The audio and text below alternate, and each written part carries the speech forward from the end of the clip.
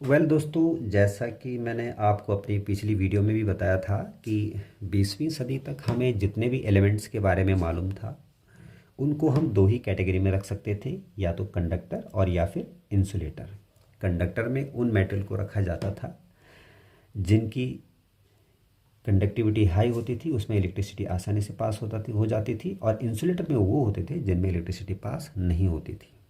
लेकिन 20वीं सदी के पहले दशक में ऐसा पाया गया कि कुछ मेटेरियल ऐसे हैं कि उन their conductivity lies between the conductor and insulator. उन्हें नाम दिया गया सेमीकंडक्टर। जब सेमीकंडक्टर का इन्वेंशन हुआ उस समय शायद ही किसी ने ऐसा सोचा होगा कि आगे जाके ये पूरी इलेक्ट्रॉनिक इंडस्ट्री को डोमिनेट कर जाएगा। आज स्थिति ऐसी है कि सेमीकंडक्टर के नाम पे शहरों के नाम भी पड़े हुए हैं। अमेरिका की सिलिकॉन वैली देखिए, और अब तो इंडिया में भी। सो एक इलेक्ट्रॉनिक इंजीनियर होने के नाते आपको सेमीकंडक्टर मटेरियल के फीचर्स, उसकी कैरेक्टरिस्टिक्स और उसकी कंस्ट्रक्शन एंड बिहेवियर के बारे में बहुत अच्छा कॉन्सेप्ट होना ज़रूरी है। इसके लिए आपको ये वीडियो बहुत वैल्यूबल होने वाला है। इस वीडियो के अंत तक बने रहिए। After that you will have a clear concept of semiconductor material. Now let us come back to the topic semiconductor. देखिए, कंडक्टर मेटेरियल के आउटर मोस्ट ऑर्बिट में एक इलेक्ट्रॉन होता है और जनरली वो इस इलेक्ट्रॉन को रिलीज छोड़ देता है। इस तरह से कंडक्टर में बहुत सारे फ्री इलेक्ट्रॉन मिल जाते हैं। अगर हम वोल्टेज अप्लाई करें तो करंट फ्लो हो जाती है।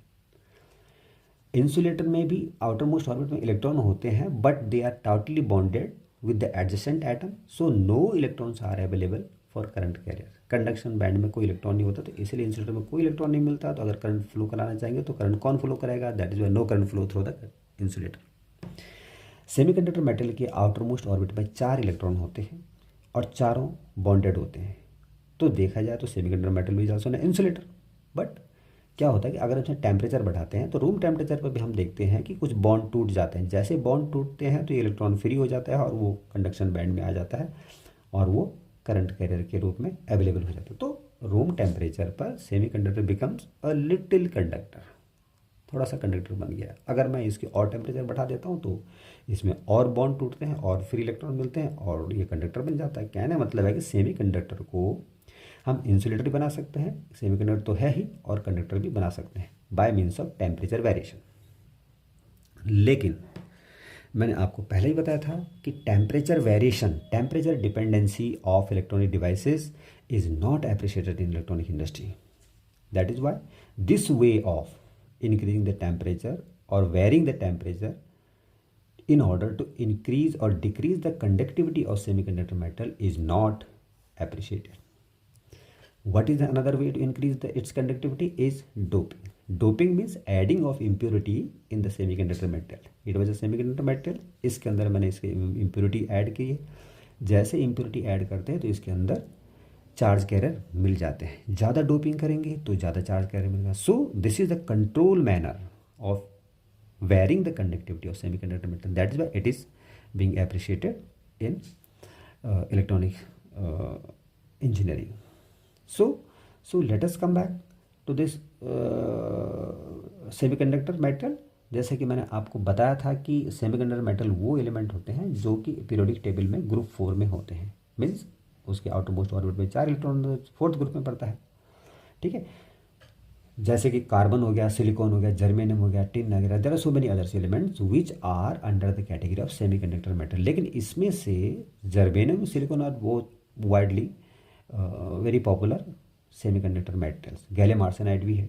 तो सेमीकंडक्टर डिवाइसेस बनाने के लिए जर्मेनियम और सिलिकॉन का इस्तेमाल किया जाता है, और सोलर पैनल बनाने के लिए गैलियम आर्सेनाइड का यूज़ किया जाता है। They are very popular element actually.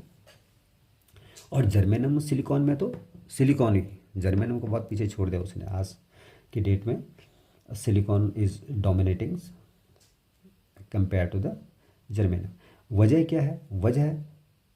वजह बहुत सारी हैं वाई सिलिकॉन इज बिंग। पहली वजह तो ये है कि सिलिकॉन का अगर हम एटॉमिक स्ट्रक्चर देखते हैं तो ये 14 होता है एटॉमिक वेट। इसका इलेक्ट्रॉनिक कॉन्फ़िगरेशन 2, 8 और 4 होता है। तो आउटर मोस्ट ऑर्बिट में 4 इलेक्ट्रॉन। जर्मेनियम का क्या है? 32 होता है, 2, 8, 18 और 4। आउटर मोस्ट ऑर्बिट में 4 इलेक्ट्रॉन। अब these electron are very loosely bonded with the adjacent atom. So room temperature पर ये बॉन्ड टूट जाता है, फ्री इलेक्ट्रॉन मिल जाता है। देखो टेम्परेचर डिपेंडेंसी आ गई, बट रूम टेम्परेचर पर ये नहीं टूटता है, अगर टूटेगा भी तो बहुत कम बॉन्ड टूटेंगे। So because these atoms are tightly bonded as compare to germanium, so temperature dependency silicon की कम हो जाती है compare to germanium. That is why silicon is preferred as a good semiconductor material. इसमें इसकी वजह से इसको लीकेज करंट इसमें कम होती है। सेकेंड थिंग है कि silicon is adequately available in the nature. जो रिवर बैंक होते हैं, नदी के किनारे जो रेत होती है उसमें सिलिकॉन डाइऑक्साइड होता है, उससे सिलिकॉन बनाया जा सकता है। There is no deficiency of silicon as well. ठीक है, और भी बहुत सारे रीजन हैं, but these are two important reason why silicon is preferred as compare to germanium. So now let us come back to the basic structure of semiconductor material. देखो ये जो सिलिकॉन को ले लेते हैं हम, अब इसके आउटरमोस्ट ऑर्बिट में 4 इलेक्ट्रॉन है, ये एटॉमिक अरेंजमेंट है इसका। तो चारों इलेक्ट्रॉन अपने एडजेसेंट एटम के साथ बॉन्डेड रहते हैं, कोवेलेंटली बॉन्डेड रहते हैं। तो इस तरह से no electrons is available in the semiconductor. So it is an insulator. Absolute zero temperature पर ये कंप्लीट इंसुलेटर रहता है। There are no charge carrier available. Now अभी क्या होता है, जैसे टेम्परेचर बढ़ता है तो इसके कोई बॉन्ड टूट जाता है, बॉन्ड टूटता है तो यहाँ होल बचता है और यहाँ इलेक्ट्रॉन अवेलेबल होता है। This electron is available now for current carrier. So यहाँ पर हमें इलेक्ट्रॉन मिल गए हैं, रूम टेम्परेचर भी है, थोड़ा सा कंडक्टर बन गया है। जितने बॉन्ड टूटेंगे उतने इलेक्ट्रॉन और होल पेयर जनरेट होंगे। So the number of electron is equal to number of holes. ठीक है, तो अगर मैं इसके अक्रॉस वोल्टेज पोटेंशियल अप्लाई करता हूँ तो there will be two type of current, electron current and hole current, and both will be equal. ठीक है, so this type of material which is pure semiconductor is called intrinsic semiconductor। Intrinsic semiconductor में जितने electron होंगे उतने ही holes होते हैं। That is why electron current is equal to hole current and total current is equal to electron current plus hole current. ठीक है, now अभी इसकी कंडक्टिविटी बढ़ाने का दूसरा तरीका क्या है, मैंने बताया था यहाँ पर डोपिंग। डोपिंग के जरिए से हम क्या करते हैं, इसके अंदर एक इम्प्योर एटम्स ऐड करते हैं। यहाँ पर मैंने इस पेंटावेलेंट जिसके आउटरमोस्ट ऑर्बिट में 5 इलेक्ट्रॉन थे उसको इसके अंदर ऐड किया है। तो जब 5 इलेक्ट्रॉन वाला एटम जब इसके अंदर ऐड किया है तो इसमें चारों इलेक्ट्रॉन तो 4 कोवेलेंट बॉन्ड बना देते हैं और 5वां इलेक्ट्रॉन को ये फ्री कर देता है। इस तरह से जितनी इम्प्योरिटी इसके अंदर होगी उतने फ्री इलेक्ट्रॉन होंगे। ठीक है, तो इस तरह से इसके अंदर बहुत सारे फ्री इलेक्ट्रॉन मिल जाते हैं, और अगर जो कोई बॉन्ड टूटा है तो इलेक्ट्रॉन होल पेयर उससे जनरेट होते हैं, कुछ कुछ होल्स हमारे पास अवेलेबल हो जाते हैं। तो कहने का मतलब है कि डोपिंग की वजह से हमने इसकी कंडक्टिविटी को बढ़ा दिया है। We have a large number of free electrons.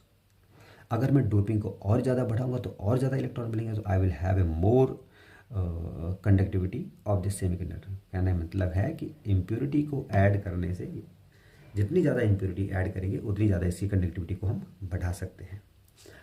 चूँकि यहाँ पर फ्री इलेक्ट्रॉन की अवेलेबिलिटी ज़्यादा है, होल बहुत कम है, इसीलिए total current will be considered as electron current only, because hole current is very very less as compare to electron current. That is why the total current in N type of semiconductor metal, क्योंकि इसमें electron ज़्यादा है, so it is called N type semiconductor material is equal to electron currents, and this type of metal is known as semiconductor is known as extrinsic semiconductor, जिसके अंदर हमने impurity डाला है, impurity डाल के कंडक्टिविटी बढ़ाई है, that metal is known as extrinsic semiconductor। वो impurity pentavalent भी हो सकती थी, trivalent भी हो सकती थी। trivalent बनाने से p टाइप सेमीकंडक्टर मेटेरियल मिलता है, और उसमें मेजॉरिटी कैरियर जो होते हैं होल्स होते हैं, और माइनॉरिटी कैरियर इलेक्ट्रॉन होते हैं उसके अंदर। तो total current will be the whole current itself.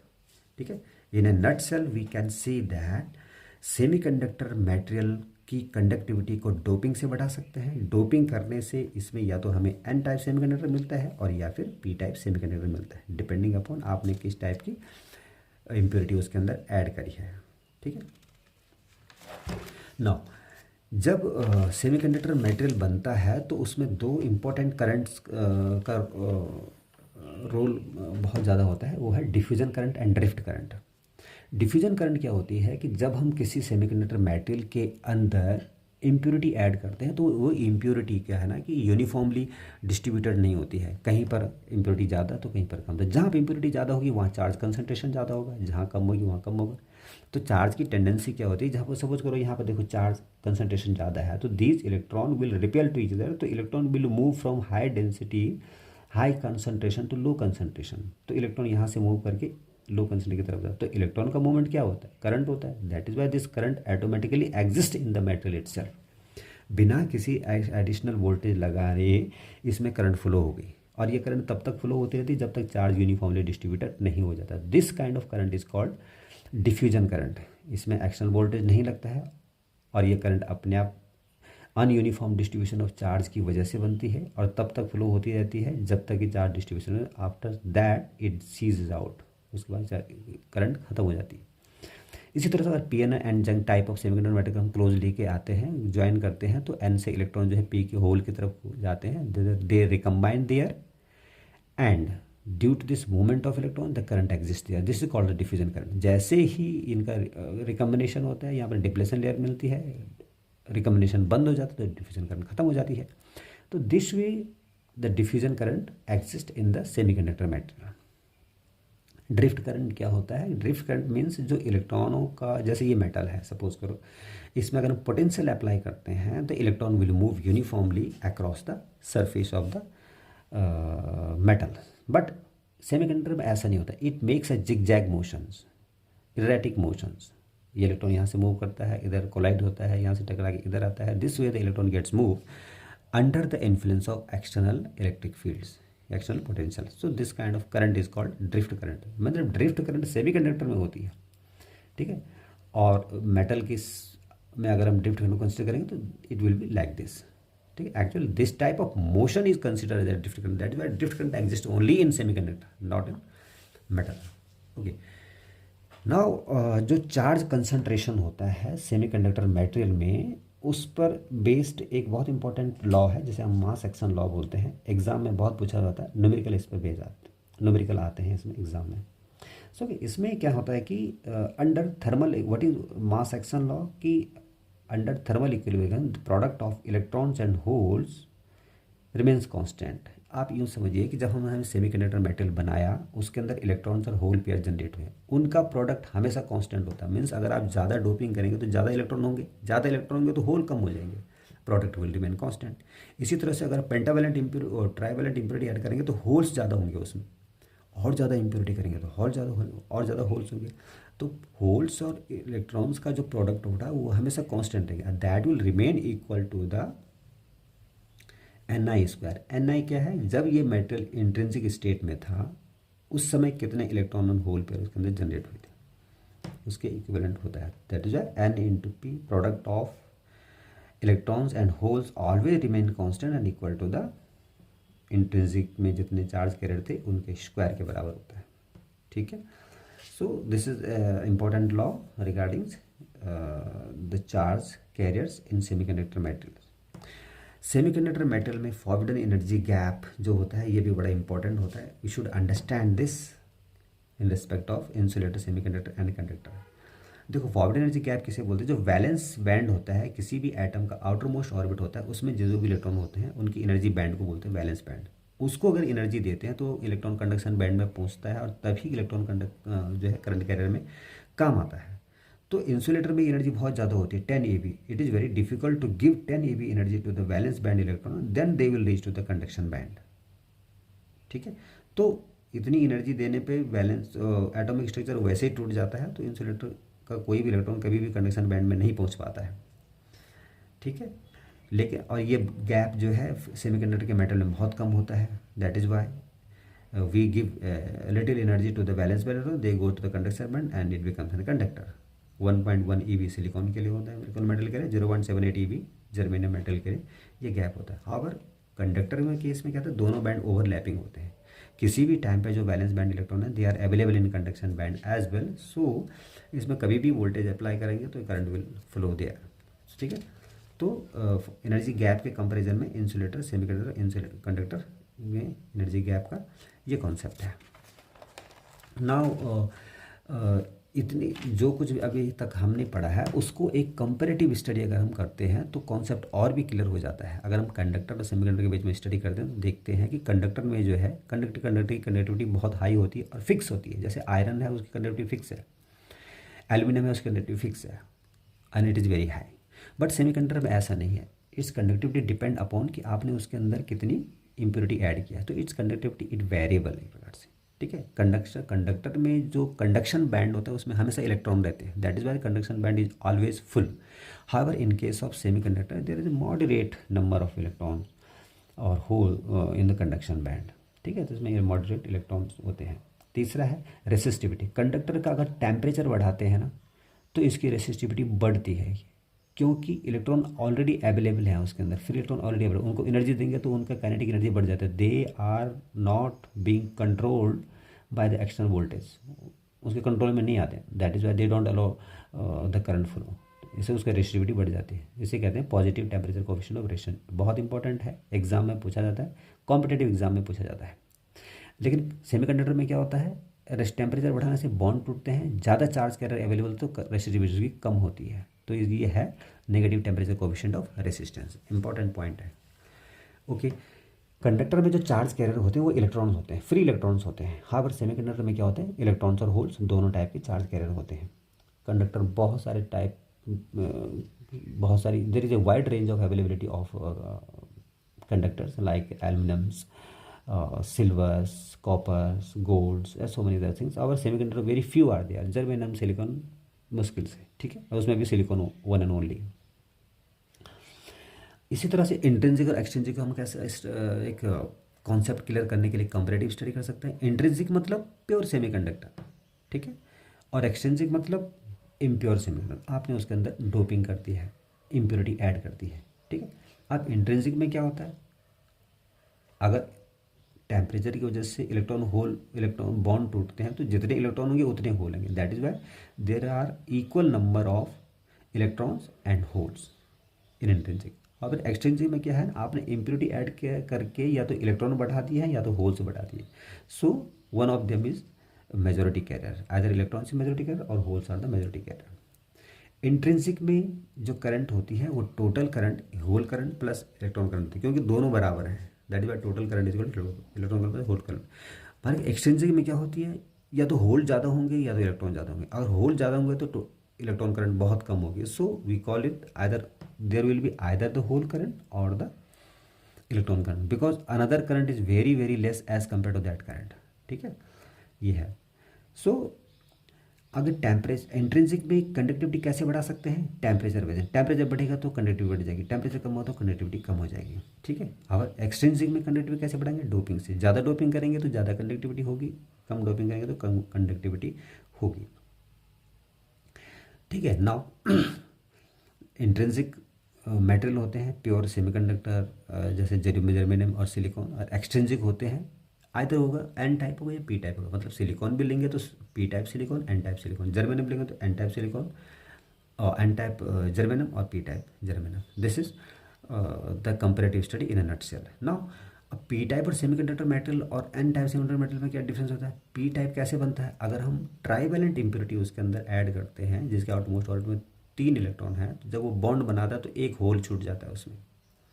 इसी तरह जितनी इम्प्योरिटी ऐड करें उतने होल्स होंगे, it means P type material में बहुत सारे होल्स होते हैं, they holes works as a charge carrier, ठीक है। तो एन टाइप में क्या होता है, पेंटावैलेंट इम्प्योरिटी ऐड करते हैं हम, अगर पेंटावैलेंट इम्प्योरिटी तो 5 इलेक्ट्रॉन है, चारों बॉन्ड बनाते हैं, पाँचों फ्री हो गया, तो there are so number of free electrons available in N type semiconductor में। तो इसीलिए पी टाइप में होल्स मेजोरिटी कैरियर में होते हैं और इलेक्ट्रॉन माइनॉरिटी कैरियर्स में। इसी तरह से एन टाइप में मटेरियल में इलेक्ट्रॉन्स मेजोरिटी कैरियर में होते हैं और होल्स माइनॉरिटी कैरियर में होते हैं। अब चूंकि होल्स जो है ना कंडक्शन वैलेंस बैंड में होता है और फ्री इलेक्ट्रॉन कंडक्शन बैंड में होता है, तो होल्स को वैलेंस बैंड में मूव करने में दिक्कत आती है, क्योंकि उनको एक प्रकार से एक स्ट्रक्चर के अंदर मूव करना पड़ता है, दैट इज़ वाई होल की मोबिलिटी कम होती है as compare to the free electron. Free electron easily available float करता है मेटल के ऊपर। सो कहने मतलब है कि इलेक्ट्रॉन की जो मोबिलिटी होती है वो ज़्यादा होती है और होल्स की मोबिलिटी कम होती है।